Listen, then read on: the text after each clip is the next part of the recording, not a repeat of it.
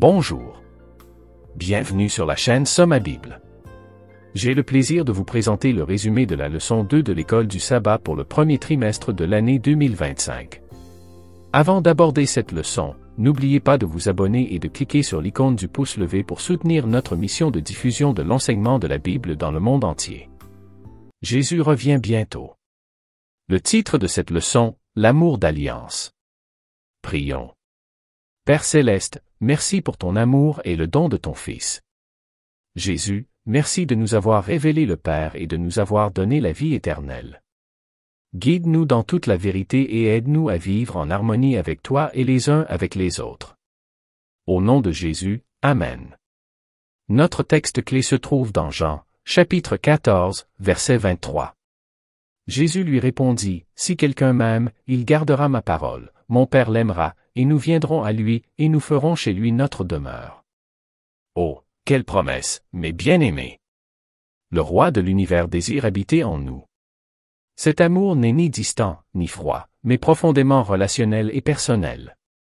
Il s'agit d'un amour d'alliance, où le Tout-Puissant se lie à nous et où nous sommes invités à notre tour à nous lier à lui. Beaucoup ont appris que le mot grec, agapé, se réfère à un amour qui est unique à Dieu, tandis que d'autres termes d'amour, tels que philéo, se réfèrent à des types d'amour différents, plus déficients que l'agapé. Certains prétendent également que l'agapé se réfère à un amour unilatéral, un amour qui ne fait que donner et ne reçoit jamais, un amour entièrement indépendant de la réponse humaine. Cependant, une étude attentive de l'amour divin dans l'ensemble des Écritures montre que ces idées, bien que courantes, sont erronées. Tout d'abord, le terme grec agape désigne non seulement l'amour de Dieu, mais aussi l'amour humain, même s'il est parfois mal orienté. Deuxièmement, tout au long de l'Écriture, de nombreux termes autres qu'agapé font référence à l'amour de Dieu. L'Écriture enseigne également que l'amour de Dieu n'est pas unilatéral mais profondément relationnel, en ce sens qu'il est profondément différent pour Dieu que les humains lui renvoient ou non son amour et qu'il le renvoie aux autres. L'amour éternel de Dieu. L'Écriture proclame, « Car Dieu a tant aimé le monde qu'il a donné son Fils unique. » Jean 3, verset 16. Comme cet amour est vaste, élevé et profond. Il n'est pas réservé aux parfaits, aux puissants ou aux méritants. Non, l'amour de Dieu s'étend à toutes les âmes, riches ou pauvres, saintes ou pécheresses, brisées ou entières. Cet amour est éternel, comme le déclare Jérémie 31, verset 3, « Oui, je t'ai aimé d'un amour éternel, c'est pourquoi je t'ai attiré avec bonté. » Si Dieu aime tout le monde, cela signifie qu'il doit aimer des personnages assez méprisables, car il y en a beaucoup, en fait, des méprisables. Qu'est-ce que l'amour de Dieu pour ces personnes devrait nous apprendre sur la manière dont nous devrions chercher à nous comporter avec elles? Ne dites pas en votre cœur, « Je n'en suis pas digne. » Car personne n'en est digne, et pourtant il les aime tous. Telle est la nature de l'amour divin, il est donné, il ne se mérite pas. Il nous invite à réfléchir, si Dieu aime ainsi même le plus vil des pécheurs, comment devrions-nous traiter ceux qui nous entourent, aussi imparfaits soient-ils? L'amour d'alliance. La Bible décrit souvent la relation d'amour spéciale que Dieu entretient avec nous en utilisant des métaphores familiales ou de parenté, en particulier des métaphores de l'amour entre un mari et sa femme ou d'une bonne mère pour son enfant. Ces métaphores sont utilisées en particulier pour dépeindre la relation spéciale entre Dieu et le peuple de son alliance. Il s'agit d'une relation d'amour d'alliance, qui implique non seulement l'amour de Dieu pour son peuple, mais aussi l'attente que le peuple accepte cet amour et l'aime en retour. La relation conditionnelle, un appel à la réponse. Bien que l'amour de Dieu soit sans fin, les avantages de son alliance dépendent de notre réponse. Le verset 15, 12 et 9 nous rappelle cette vérité qui donne à réfléchir, rejeter son amour, c'est renoncer à ses bénédictions. Pourtant, même lorsque nous faiblissons, son amour ne cesse pas. Il est prêt à pardonner, à restaurer, à renouveler.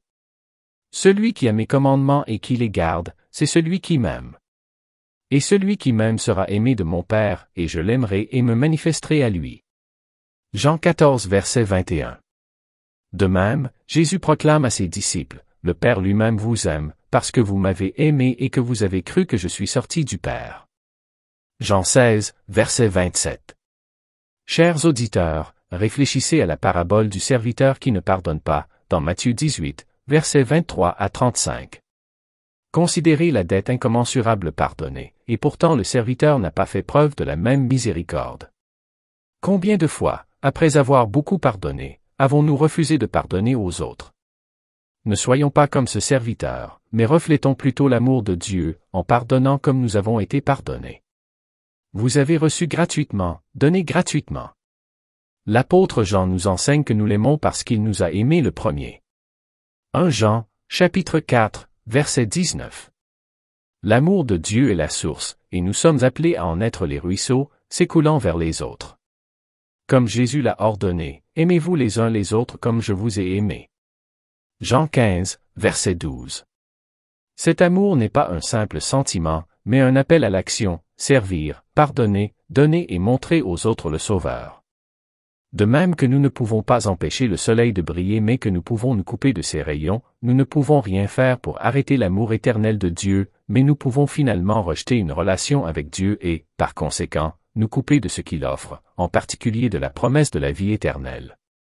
La croix est l'expression ultime de cet amour. Le Christ a donné sa vie pour nous, payant une dette que nous ne pourrons jamais rembourser. Quelle est alors notre réponse?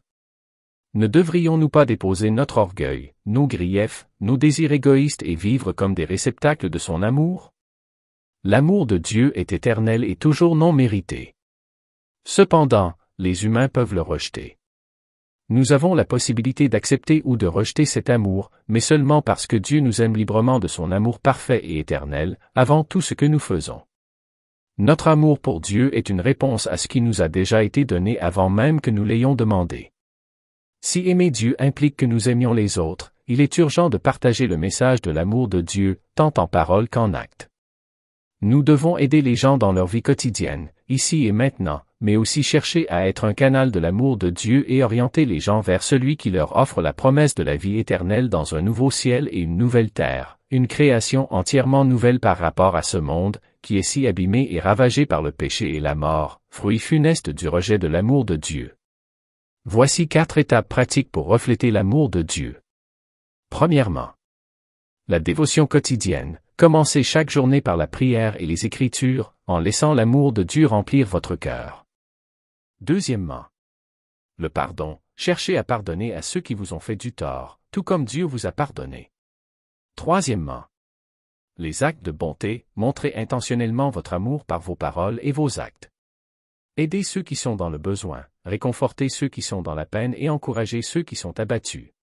Quatrièmement, partagez l'Évangile, parlez de l'amour de Dieu à ceux qui vous entourent, non seulement en parole, mais aussi par le témoignage de votre vie. Chers auditeurs, lorsque nous vivons l'amour de Dieu, nous montrons aux autres la promesse d'un nouveau ciel et d'une nouvelle terre, une création non marquée par le péché. C'est l'aboutissement ultime de son amour, où ses enfants demeureront avec lui pour toujours.